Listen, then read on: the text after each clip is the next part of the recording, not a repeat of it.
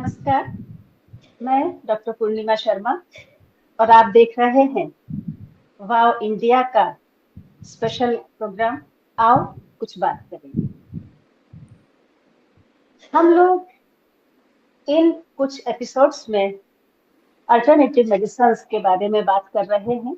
English medicine में तो हर कोई जाता है, किसी को ऑपरेशन कराना हो, सर्जरी करानी हो, कोई आ, बहुत ज्यादा किसी को तुरंत आराम चाहिए, बहुत ज्यादा परेशानी में है तो वो सीधा डॉक्टर के पास भागता है। डॉक्टर उसको इंजेक्शन लगाते हैं, कई दफा एडमिट करके उसको ग्लूकोज चढ़ाना, दवाई चढ़ाना, कई कई दिन वो एडमिट रहता है। तो वो तो करना भी पड़ता है लाइफ में, ऐसा नहीं, ऐसा करना भी पड़ता है। लेकिन हम अपने खुद के अनुभव से ये बात जानते हैं कि इन दवाओं के साइड इफेक्ट्स भी बहुत होते हैं। आपका पूरा सिस्टम ये दवाएं अच्छे से ऊपर नीचे करके रख देती है। बहुत ज्यादा इनके साइड इफेक्ट्स होते हैं। वही जो दूसरी जो इसकी ब्रांचेस है, मेडिकल की ब्रांचेस हैं, जिनमें से आयुर्वेद, जो कि सबसे पुराना मेडिकल साइंस है भारत का, वैदिक काल से चला आ रहा है। और उसके अलावा ये आपका होम्योपैथी हो गया, इस तरह की और भी चीजें हैं। इनसे पहली बात तो यह है कि फौरी आराम नहीं होता कि ठीक है, अभी के लिए हमारा जो है नर्वस सिस्टम को थोड़ा रिलैक्स हो गया तो हमारा दर्द ठीक हो गया, जब दवाई का असर कम हुआ तो फिर से वो दर्द होना शुरू हो गया। या अभी हमने मेडिसिन ली, हमारा हीमोग्लोबिन जा रहा है, 9 जा रहा है, 10 जा रहा है, डॉक्टर्स ने दवाएं चढ़ा दी और उसके बाद में हीमोग्लोबिन हमारा एकदम से बढ़िया हो गया, 13 हो गया। लेकिन उसके बाद में जहां थोड़ी सी बदपरहेजी हुई या थोड़ा सा किसी तरह का कोई इन्फेक्शन हुआ, बाद में फिर वही चीज रिपीट हो गई, फिर आप एनीमिया के शिकार हो गए, आपका हीमोग्लोबिन फिर डाउन चला गया।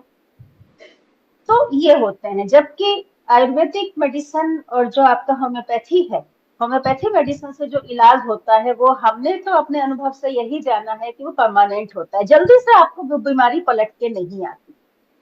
कुछ समय के बाद, चूंकि शरीर है, शरीर की अपनी भी प्रक्रियाएं चलती रहती है, वो अलग बात है, लेकिन जल्दी से वो बीमारी आपको पलट करके नहीं आती। ये एक होम्योपैथी की खास बात है। तो हम तो होम्योपैथी के जबरदस्त दीवाने हैं और इसीलिए हम आजकल होम्योपैथी पर ही चर्चा कर रहे हैं। पिछले एपिसोड में हमने डॉक्टर रश्मि नागपाल से उनके अनुभवों के विषय में बात की थी।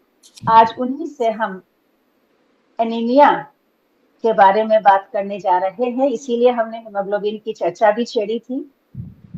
इस बातचीत को आगे बढ़ाएंगी हमारी कल्चरल सेक्रेटरी और होस्ट प्रोग्राम की लीना जैन। और इस प्रोग्राम में हमारे साथ हमारी सीनियर वाइस प्रेसिडेंट मिसेस बानू बंसल भी हैं। तो बानू जी, लीना, डॉक्टर रश्मि, आप तीनों का स्वागत है। नमस्कार लीना। नमस्कार।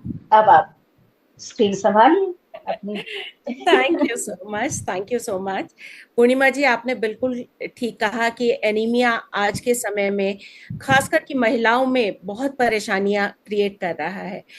डॉक्टर रश्मि, आपका बहुत बहुत स्वागत है हमारे कार्यक्रम में। आप मुझे स्क्रीन पर दिखाई नहीं दे रही हैं। जी जी जी जी।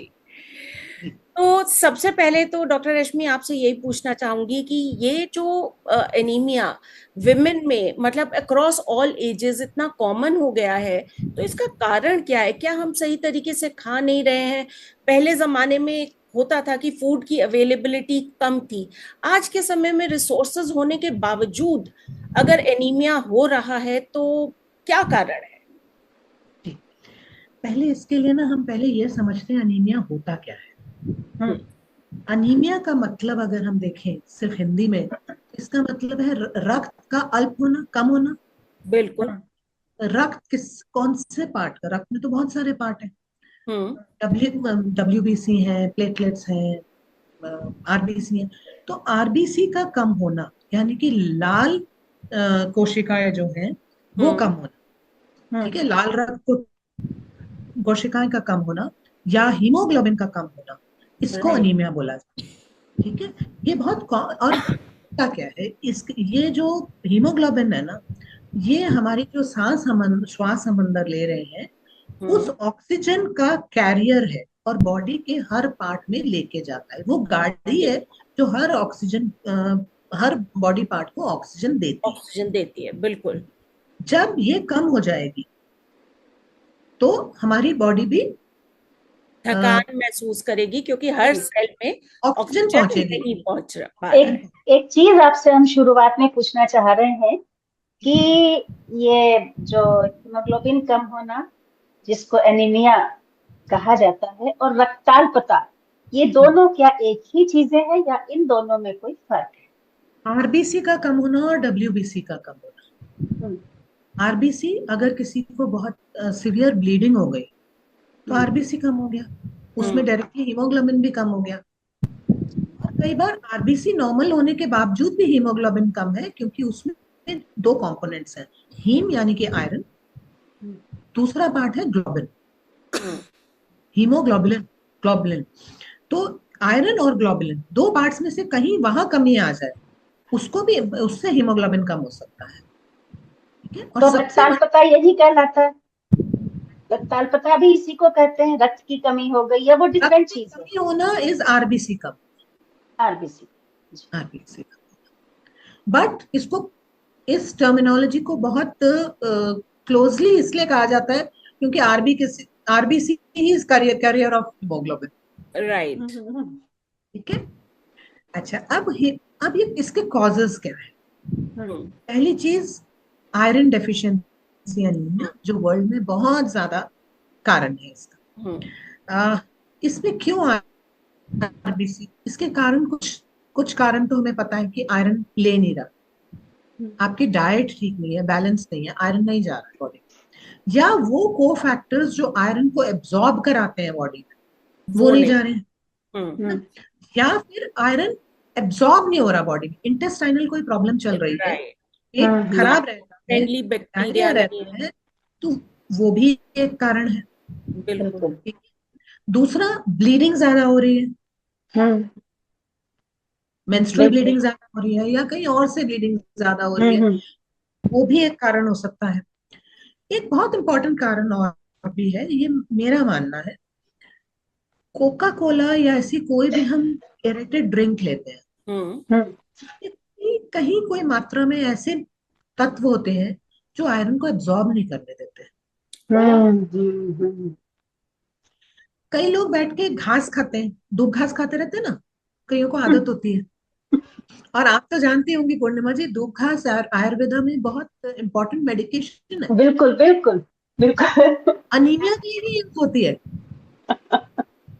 हम लोग के यहाँ भी होम्योपैथी में दूब घास, साइनोडॉन डैक्टिलियन जो है, वो एक बहुत अच्छी है। बट जो लोग खाते हैं वो उनमें कोई कमी है, या इसने कमी करी है, ये भी हो सकता है ना। अब ये तो हुई आयरन डेफिशिएंसी एनीमिया। फोलेट और कुछ विटामिन हैं जो इसके लिए बहुत इंपॉर्टेंट है आयरन के, मतलब आरबीसी के मैच्योर होने में। आरबीसी बनता है बोन मैरो में बनते हैं, वहीं डेवलप होते हैं, वहीं मैच्योर होते हैं। मैच्योर करने के लिए, यानी बड़े होंगे, अपने काम पे निकलेंगे, भाई बड़ा करेंगे ना बच्चे को, तब तो पता है बिल्कुल। ऐसे बाल थोड़ी ना बाल मतलब मजदूरी नहीं करवाएंगे, चाइल्ड लेबर नहीं। बॉडी के पास कोई चाइल्ड लेबर नहीं है, उसने मैच्योर करके ही भेजना है। मैच्योर करके भेजना है। करने के लिए हमारी वो है ही नहीं, नैनी है ही नहीं, वो है विटामिन B12 और फोलेट। बिल्कुल। नैनी है ही नहीं बड़ा करने के लिए, मैच्योर करने के लिए, समझाने के लिए। वो क्या हुआ, वो उसकी डेफिशिएंसी से भी अनीमिया। कुछ अनीमिया होते हैं हीमोलाइटिक अनीमिया, जिसमें ब्लड कटने लग जाता है, अपने आप ही डिस्ट्रॉय होने लग जाता है। ये है ऑटोइम्यून कारण, यानी कि बॉडी आपकी अपनी बॉडी के ही डिफेंस को काटने लगती है। ठीक है। चौथा कारण है एप्लास्टिक अनीमिया, यानी कि जो आपकी अस्थि मज्जा है या बोन मैरो है, उसके अंदर कोई प्रॉब्लम होना।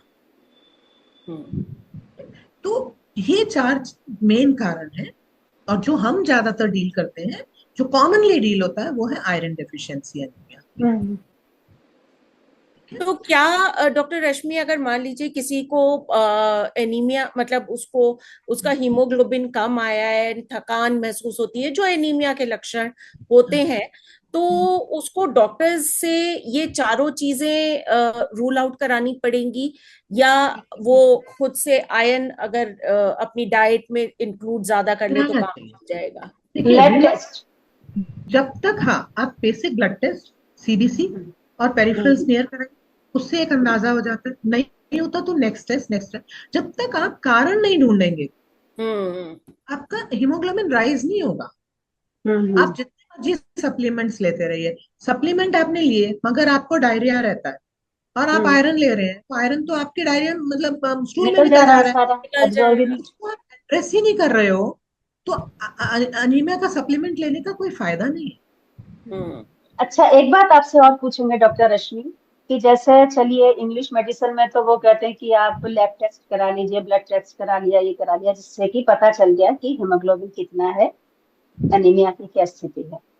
आप होम्योपैथी में इस चीज तक, ये तो सिम्टोमेटिक मेडिसिन होती है, होम्योपैथी नहीं, जो है वो लोग सिम्टम्स। सारे टेस्ट कराते हैं, बल्कि हम लोग ज्यादा टेस्ट कराते हैं आप लोग कराते हैं होम्योपैथी में? सारे। इनफैक्ट अच्छा। अगर डायबिटीज के, मैं आपको बताऊं, डायबिटीज के कई स्पेशल टेस्ट होते हैं। हम्म, मैंने कई बार कराए, तो वो पैथोलॉजी लैब वाले भी कह देते हैं ये कौन करा रहा है, ये होम्योपैथ अच्छा। होंगे, ये करा रहे हैं। जैसे सिंपल बात है, जिंक। जिंक एक डायबिटीज के लिए बहुत इंपॉर्टेंट फैक्टर है। ठीक है, हम्म, डिटरमिन करता है कि टाइप 1 है या टाइप 2 है। अब हम्म। मैं तो कराती हूँ, मैं तो बोलती हूँ जाइए करा के आइए। हम्म, हम्म, आज की डेट में हम लोग जो क्लास ऑफ होम्योपैथ्स हैं, हम लोग पूरी एमआरआई, सीटी स्कैन, हम्म, पूरे इन्वेस्टिगेशंस को सारा समझ के, देखिए मैंने आपको शायद लास्ट उसमें बताया था एपिसोड में, कि हम्म, हमारी माइंड बॉडी एक यूनिट है, माइंड बॉडी राइट। और ब्रेन, है ना। जब तक हम्म, हम वो थ्रेड नहीं पकड़ेंगे कि कहाँ हम्म। से शुरू हुआ और कहाँ पे खत्म हुआ, या किस वजह से ये सारी चीजें इन्वॉल्व हैं, उसके अंदर hmm, investigation, what is investigation, investigation is just in a change in our anatomy और हम्म, फिजियोलॉजी। वो जब तक हम डिटेक्ट नहीं करेंगे, तो हम लोग कैसे इसको आगे बढ़ेंगे। बिल्कुल सही बात। क्या आप ये कहना चाह रही हैं कि एनीमिया के पीछे भी कोई इमोशनल या मेंटल कारण हो सकता है? जी बिल्कुल हो सकता है। हम्म, इमोशनल कारण के पीछे क्या होता है, कि जब भी कोई इमोशनल कारण होता है, अच्छा, ट्रॉमा या द्वंद जो होता है ना, वो हाँ। बहुत छोटा मोटा नहीं होता, 30 सेकंड के लिए आता है। 30 सेकंड में एक इंसान को सक पका कर देता है। बिल्कुल बिल्कुल। तो आप निकल जाएंगे उससे बाहर, पर आपकी जो थॉट प्रोसेस है वो वहां से नहीं निकलेगा। नहीं निकलेगी। जब आपका थॉट प्रोसेस नहीं निकलेगा, तो बॉडी क्या करेगी, अपनी जो, उसने जो एनर्जी ग्रोथ में लगानी थी, हम्म। हम्म, उस थॉट प्रोसेस में लगा रही है। हम्म, ठीक है, जब वो बिल्कुल उस थॉट प्रोसेस में लगा रही है, तो बॉडी क्या करेगी, सारा वक्त वहीं दे देगी। बिल्कुल। कोई भी ट्रॉमा, मान लीजिए हमारे को ग्रोथ चाहिए आरबीसी की, आरबीसी ग्रो करते हैं 120 डेज के बाद, पूरी मैच्योरेशन करते हैं। हम्म, हम्म। ठीक है, अब ऐसा कोई कॉन्फ्लिक्ट आता है जो हमारे को आरबीसी पे इफेक्ट करता है, और हम्म, ज्यादातर ये कॉन्फ्लिक्ट होते हैं सेल्फ डिवैल्यूएशन। जो शॉक आया, उसके बाद हमने अपने आप को कहा यार ये तो मेरी वजह से हुआ है, और तो कुछ है ही नहीं है, मैं ही हम्म, कारण हूँ बस सब चीजों का। आरबीसी पे यूजुअली ऐसा कॉन्फ्लिक्ट, एक्चुअली ये पूरी साइंस है कि बहुत सारे कॉन्फ्लिक्ट कौन से ऑर्गन पे इफेक्ट करते हैं, बट मैं आपको मोटे तौर से ये बता रही बिल्कुल। ओके, दैट्स हूँ। Interesting, that's interesting. जैसे लिवर का अलग कारण होगा, हाँ। ब्रेस्ट का अलग कारण होगा, ओह। एयर का अलग कारण होगा। तो ऐसे ही आरबीसी का एक सेल्फ इवैल्यूएशन का कारण होता है, कि भैया मैं ही कारण हूँ, मेरी वजह से हुआ, मैं ही ऐसी हूँ, वगैरह वगैरह, चलता रहा दिमाग में वो थॉट सेल्फ प्रोसेस चलता। लोडिंग जो होती है वो उससे एनीमिया। सेल्फ लोडिंग, हाँ जी। ओह।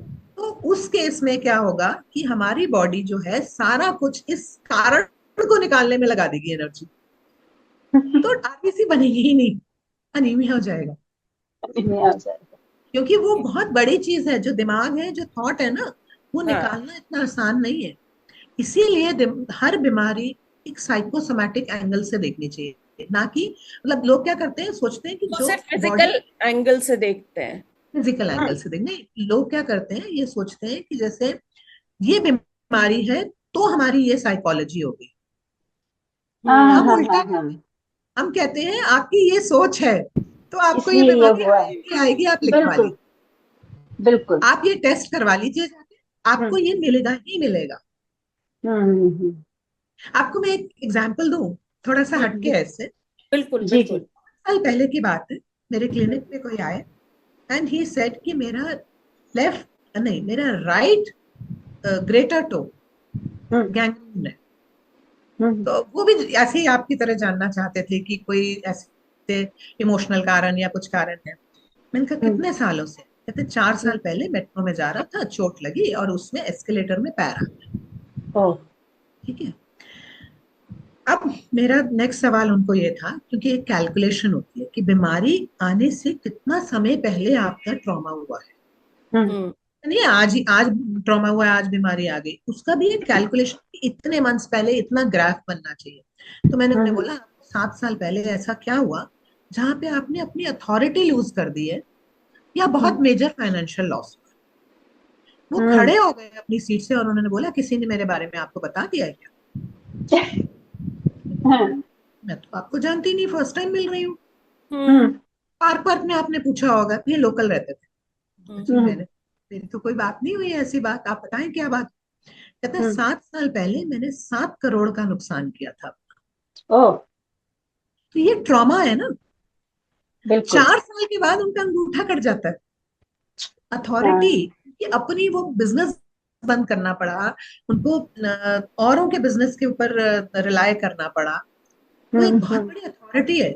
बॉडी हमें बिल्कुल। बता देती है कि आप हुआ है। हम्म लोग आते हैं, लोग कहते हैं मेरे ना इस जगह सर में दर्द है, स्पेशली हम्म इस साइड है या जो भी पर्टिकुलर, मैं अभी आपको नहीं हम्म बताऊं। हम सीधा हम्म बोलते हैं देखो जी, इस साइड है तो आप डरे होंगे, इस साइड है तो आपको गुस्सा आ रहा है, बहुत जबरदस्त गुस्सा आ रहा है। ऐसे नहीं, थोड़ा सा हुआ है। हम कहते कोई बात नहीं, हुआ है ना, हमें पता है, आप ये दवाई खाओ ये ठीक हो जाओगे। हम्म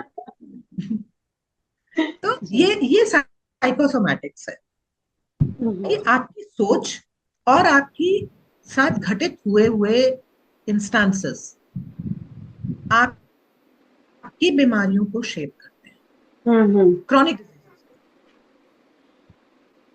तो आप, जब ये कोई आपके पास आता है और आपको उसका एनीमिया का ट्रीटमेंट करना होता है, एक तो आप उसके पैथोलॉजिकल, आप उसके टेस्ट कराती हैं। इन्वेस्टिगेट। उसके बाद आप उसकी पूरी हिस्ट्री लेती हैं कि भाई कहीं कोई ट्रॉमा तो नहीं, मतलब क्या वजह हो सकती है, स्टमक अपसेट हो सकता है, कुछ और वजह हो सकती है, वो सारी चीजें आप उसकी लेती हैं। उसके बाद आप इस नतीजे पर पहुंचती हैं कि इसको क्या मेडिसिन देनी है।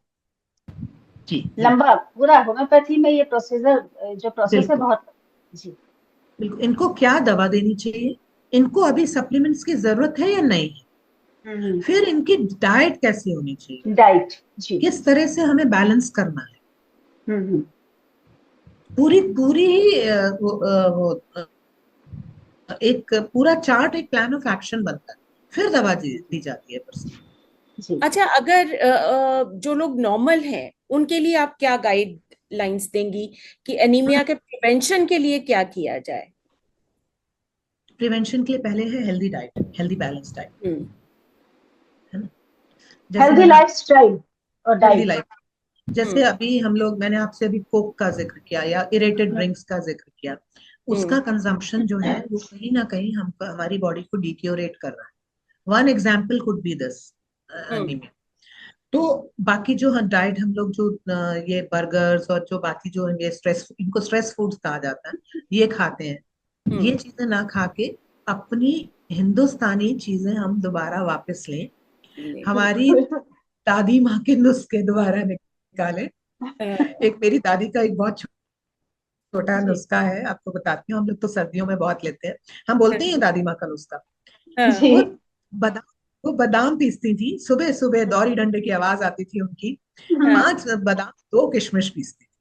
हम्म हाँ फिर उसके बाद में उसको दौरी डंडे में बदल के एक गोली सी बनाती, जरा हम्म सा खाना मोटी इलायची का डालती थी उसके अंदर। हाँ हाँ, और हमारे दादाजी अनिमिक थे, हम्म हाँ तो रोज सुबह वो गोली देते हम्म। अब देखिए कितने सालों तक वो एक नुस्खा बना के देती रही।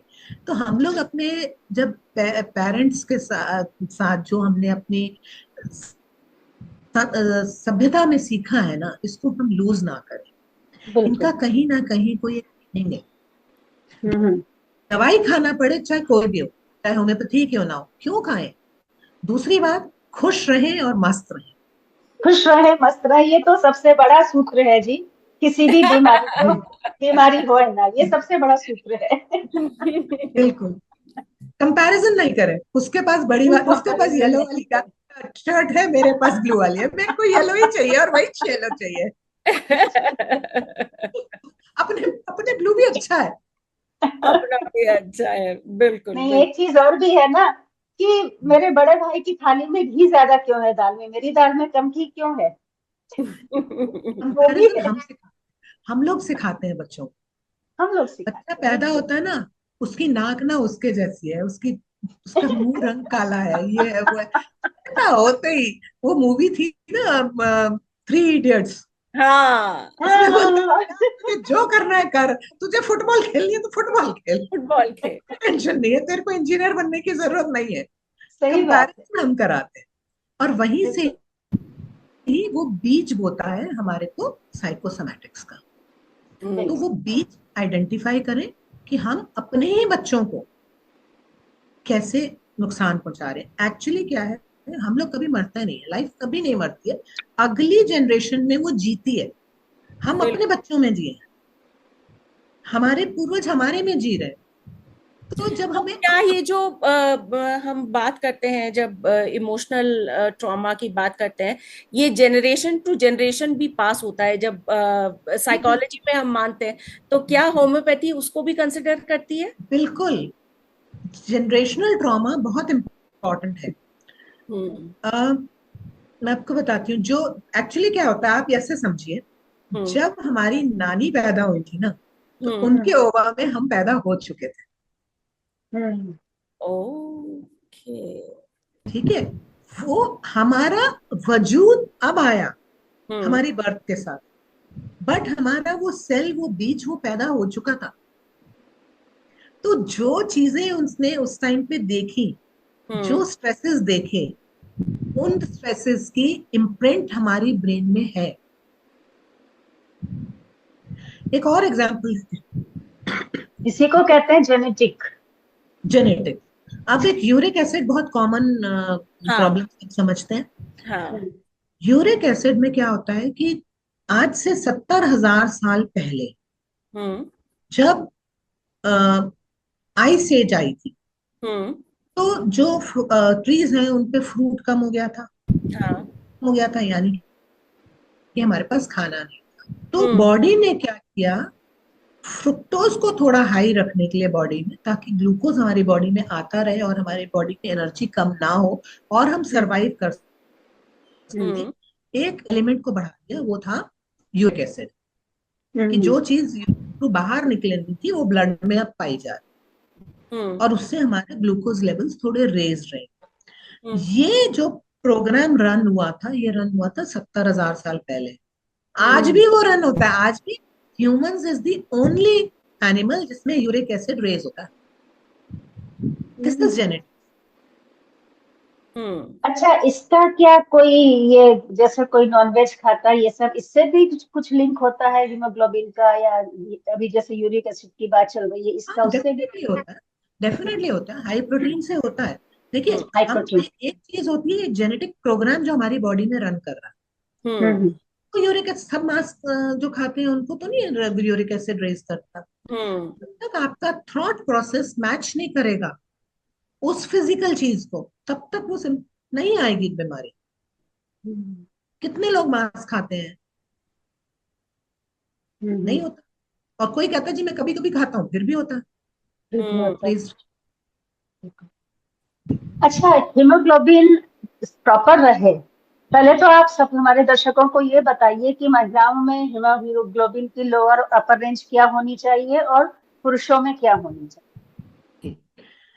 महिलाओं में 12 से 14, पुरुषों में 14 से 16 चाहिए? ग्राम्स पर डेसीलीटर परसेंट। ये होना चाहिए, ठीक है। और हीमोग्लोबिन प्रॉपर रहे इसके लिए ठीक है, लाइफस्टाइल भी चेंज कर लिया, डाइट भी। डाइट में क्या चीजें ज्यादा लें जिससे कि हीमोग्लोबिन सही बना रहे, एक रेंज के अंदर रहे? हरी पत्तियां, हम्म। चिकन, किशमिश, वाह। Vitamin C. Vitamin C vitamin जो सी। वो आयरन की एब्जॉर्प्शन कराता है, नॉन हीम आयरन की, जो प्लांट बेस्ड आयरन है ना, उसकी जी। एब्जॉर्प्शन जो है वो विटामिन सी कराता है, विटामिन सी। ठीक है। अच्छा, गर्मियों में And तो जैसे हरी पत्तेदार सब्जियां आती नहीं है, तब क्या करें? तब क्या करें? नहीं, आती हैं, काफी अब तो सब्जियां खैर आती 12 हैं। महीना आती हैं, अब तो 12 नहीं, महीना वैसे आने भी लगी। वैसे भी कई गर्मी की पालक भी होती, गर्मी जो का पालक होता है। सब जो मौसम की सब्जी हो वो खाएं। हाँ। हाँ। एग्जैक्टली। हमें नेचर ने इस सीजन में फल क्यों दे रखा है ज्यादा? सर्दियों में दे देता आम यार। चलो ऐसा करते हैं, बांट लेते हैं, बब्बू गोशा को वहां भेज दो, इसको यहाँ ले आते हैं। ऐसा तो नेचर ने नहीं किया ना, थोड़ा इधर 50-50 कर लेते हैं। ये तो हमने बना दिया है इसको। हाँ, नेचर के पीछे बिल्कुल रीजन है। बिल्कुल। आप नेचुरल फ्रूट्स खाइए, मौसम के खाइए, नहीं होगा आपको अनलेस और खा रहा अरे जरा अच्छा, आजकल आजकल एक और भी चीज हो गई है डॉक्टर रश्मि, जैसे कि सपोज आप आम को ही ले लीजिए। क्या है कि यहाँ की जलवायु कुछ और है और आप साउथ में चले जाएं, वहाँ की जलवायु कुछ और होगी, वहाँ का मौसम आज की तारीख में कुछ और होगा, यहाँ का मौसम कुछ और है। तो वहाँ जो फ्रूट्स यहाँ भी पैदा होते हैं लेकिन वहाँ पर सर्दियों में पैदा होते हैं, वो अगर जहाँ पर आजकल थोड़ा सा सर्दी का सा मौसम होगा वहाँ पैदा हो रहे हैं, तो वो वहां से यहाँ पर आ जाते हैं।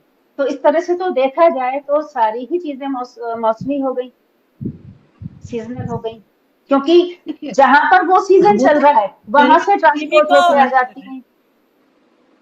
वो तो हम जेनेटिक इंजीनियरिंग ऑफ प्लांट्स भी कर रहे हैं। अब कर्नाटका का सेब आ रहा है, हाँ जी। ठीक है ना।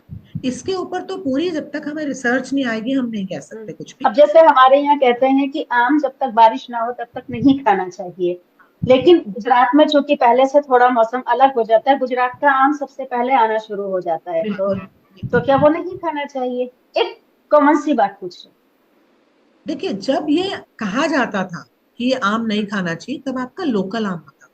हूँ। लोकल आम ट्रांसपोर्ट किया हुआ नहीं आता। अब ट्रांसपोर्टेशन बहुत इंपॉर्टेंट हो गई है। हम्म। आम को बारिश से पहले क्यों कहा जाता था? इसलिए नहीं कि आपका गला खराब हो जाएगा, इसलिए ताकि उसके अंदर रस पैदा हो सके। रस एग्जैक्टली। पैदा हो सके और उसकी गर्मी निकल जाए, दोनों चीजें। हाँ। अब गुजरात से जो आम आ रहा है, बारिश हो चुकी है वहां, हम्म। तो उसके अंदर रस पैदा हो चुका हुआ है। रस पैदा होगा तो गर्मी भी निकलेगी। बिल्कुल। तो और आप कुछ सजेस्ट करना चाहें एनीमिया से रिलेटेड या हीमोग्लोबिन से रिलेटेड? बाकी सप्लीमेंट्स हैं, सप्लीमेंट्स आप लीजिए, पर आई वुड सजेस्ट कि पहले ये जाने कि क्या कारण क्या है, मेरी बीमारी का जो भी कारण है, मैं उसको जान के आगे, अपनी अपनी ही सेहत है ना, अपनी ही सेहत के लिए मैं पहले जानती हूँ मुझे क्या हो रहा है, क्यों हो रहा है। एग्जैक्टली। मतलब आज का कहने का मतलब है कि हमें कारण का निदान सबसे पहले करना है, बीमारी अपने आप चली जाएगी अगर हमने कारण का निदान किया। राइट जी बिल्कुल, बिल्कुल। जी। आपसे बातचीत करके बहुत अच्छा लगा डॉक्टर रश्मि, आपने बहुत सारी चीजें हमें समझाई। और अब ये बिल्कुल बात समझ में आ गई है कि पहले रीजन जानो बहुत अच्छे से कि आपको अगर एनीमिया हुआ है तो क्यों हुआ है। डॉक्टर आपकी पूरी हिस्ट्री लेगा, सारी बात पूछेगा, और उसके बाद ही मेडिसिन आपकी शुरू होंगी, और तभी वो मेडिसिन आपको अच्छे से लगेगी और आप डिजीज फ्री होंगे। बिल्कुल। थैंक यू और सो मच डॉक्टर रश्मि। एक बात और लीना, कि जी। अगर हमें अपने आप को स्वस्थ रखना है सिर्फ हीमोग्लोबिन के ही नजरिए से नहीं, सिर्फ एनीमिया के नजरिए से ही नहीं, हर नजरिए से अगर हमें अपने आप को स्वस्थ रखना है तो हमें एक हेल्दी लाइफस्टाइल और हेल्दी डाइट शेड्यूल तो अपनाना ही पड़ेगा। ये बिल्कुल पिज्जा बिल्कुल। बर्गर इससे कभी कभार की बात दूसरी है, चलिए चल जाएं फॉर अ चेंज, लेकिन हमें अपने लाइफस्टाइल और अपना डाइट शेड्यूल दोनों चीजों को हेल्दी बनाना होगा, तभी हम इन सब चीजों से बचे रह सकते हैं और अपने बच्चों को भी आगे, क्योंकि हमारे बच्चे तभी स्वस्थ होंगे जब हम स्वस्थ होंगे। जब तक बिल्कुल घर की औरत स्वस्थ नहीं है, परिवार का और लोगों के स्वास्थ्य के बारे में आप बात नहीं कर सकते, वो कैसे उनकी केयर करें। तो ये चीजें बहुत जरूरी हैं। भानु जी, आप क्या कहेंगे? जी सॉरी। ये सबसे अच्छी बात है कि हम वाकई में जो पिछले ज़माने की चीज़ें होती थी और जो हमें कहा जाता था ऐसे करो, जो हम आज भूल गए, और जो बच्चे हमारे इन सब चीज़ों को नहीं करना चाहते, हमें पहले अपने आप उन सब चीज़ों को दोबारा से अडॉप्ट करना पड़ेगा। फिर हम उन बच्चों को इस चीज़ के लिए सिखा सकते हैं और उनको बता सकते हैं, तभी हम सक्सेसफुल हो सकते हैं। वो एक बार में तो, 2 बार में तो मानेंगे भी नहीं। थोड़े दिन देख देख के उस चीज़ के ऊपर हमें समझ के उन्हें समझाना पड़ेगा, तभी हम इस चीज़ में सक्सेस हो सकते हैं। और अगर नहीं करेंगे तो धरोहर खो देंगे। नहीं, धरोहर खो देंगे, बिल्कुल। आज हालत यही हो रही है, आज हालत यही हो रही है कि हम अपने बच्चों को हर चीज़ सिखा के भी नहीं सिखा पाते। तो वही है कि पहले हमें उन्हें प्रैक्टिकल अपने ऊपर दिखाना पड़ेगा, अपने साथ लेके चलना पड़ेगा, तभी हम उन चीज़ों को उनके ऊपर थोड़ा थोप सकते हैं, बच्चों की समझा नहीं बात तो सकते। छोड़िए डॉक्टर रश्मि, हम लोग पहले आईपीएस लेडीज क्लब से और फिर वाव इंडिया के से, चूंकि आईपीएस लेडीज क्लब भी हमारी बनाया हुआ है, जी तो हम लोग ने इतनी हेल्थ की रिलेटेड वर्कशॉप्स की, और उसमें जब उनके टेस्ट किए जाते थे तो लेडीज का हीमोग्लोबिन 10-11 आ रहा है और वो कह रही है अरे हम तो बिल्कुल ठीक है। 5-6 भी आता था, पूर्णिमा भूल हैं? गए बहुत लोगों का 5-6 भी आता हाँ, था, और हम वो तो सोचते थे खैर उनका, ये उनको चल उनको क्या चक्कर रहे हैं। आते थे, होता था, लेकिन वो उस चीज को टेंशन की वजह से हो रहा है, थकान की वजह से, उनका उधर ध्यान नहीं जाता था कि हमारा। लेकिन 10 उनका जिनका आ रहा है उनको भी हो गई, हम तो स्वस्थ हैं। तो हमें खुद को समझना होगा कि हमारे शरीर में क्या चीज किस लेवल तक होना चाहिए। एग्जैक्टली। अब बाल झड़ना है, जी, उसका कारण भी एक अनीमिया हो सकता है ना। हो सकता है। थकान है जैसे लीना ने बोला, उसका कारण भी अनीमिया हो सकता है। आपको बिल्कुल। पर्सन थोड़ा सा उसका रंग, त्वचा का रंग उड़ गया है, आप देखिए हम्म। ना, यहाँ भी अनीमिया हो सकता है। बिल्कुल। महसूस होने में बहुत डिफरेंस होता है। एंड सेकेंडली, आजकल जो हम लोग टेस्ट कराते हैं, साल 2 साल में लोग एक बार टेस्ट करा लेते हैं, वो भी एक अच्छी चीज है, एक सर्वेलेंस हो जाता बिल्कुल। बिल्कुल बहुत जरूरी है, एनुअल चेकअप बहुत है। जरूरी है। जी जी। चलिए, तो डॉक्टर रश्मि, आपने बहुत समय दिया। अब आपसे अगले एपिसोड में किसी और विषय पर आपसे बातचीत करेंगे। अभी ये सिलसिला हमारा जारी रहेगा। हमारा मकसद यही है कि हम जैसे जो आम जन हैं, आप लोग तो डॉक्टर्स हैं, हम जैसे जो आम जन हैं वो अवेयर रहें। अवेयरनेस क्रिएट करना ही हमारा वाव इंडिया का मकसद है, और उसी मकसद से हम इस तरह के प्रोग्राम्स करते हैं। आपका बहुत बहुत धन्यवाद। तो लीना। जी, बहुत बहुत धन्यवाद डॉक्टर रश्मि। आपसे फिर मिलेंगे, फिर किसी नई डिजीज पर डिस्कशन करेंगे। तब तक के लिए नमस्कार। नमस्कार। नमस्कार।